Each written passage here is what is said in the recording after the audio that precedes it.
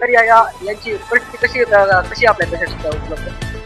शरीरामध्ये पाण्याचं प्रमाण कमी आहे, बीपी जरा कमी लागत आहे. तर आता यांची परिस्थिती कशा प्रकारे या खाली चालली आपण आपल्याला करावी? अन्न पाणी घेतलं नसताना थोडं बीपी कमी होतं. यांना ॲडमिशनची गरज आहे. ॲडमिट करण्याची यांना गरज असे या ठिकाणी डॉक्टरचं म्हणणं आलेलं आहे. सर या ठिकाणी आपण येऊन त्यांची तपासणी करतो. सर्वांचं मनपूर्वक अभिनंदन आणि थँक्यू. खरंच या ठिकाणी आता डॉक्टर सरांनी या ठिकाणी सांगितलं की त्यांची प्रकृती अतिशय गंभीर आणि नाजूक बनत चाललेली असतं या ठिकाणी त्यांचं म्हणणं आहे.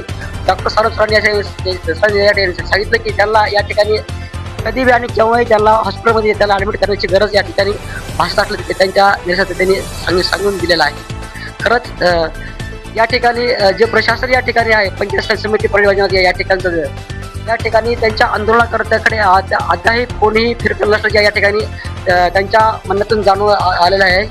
खरंच एक दुर्दैवी बाब आहे की या ठिकाणी जो संवैधानिक न्यायाच्या लढाईच्या मार्गाने देखील या ठिकाणी जे न्याय लढा चालू असताना देखील या ठिकाणी जे प्रशासकीय व्यवस्था कशा प्रकारे गाफील राहते आणि या आंदोलनाकडे दुर्लक्ष कशा प्रकारे करते या ठिकाणी यातून आपल्या समोर आपल्याला दिसून येत आहे. खरंच एक दुर्दैवी बाब असून की या ठिकाणी जो आंदोलन गेले 3-4 दिवसापासून चालू आहे, यामुळे त्यांची अतिशय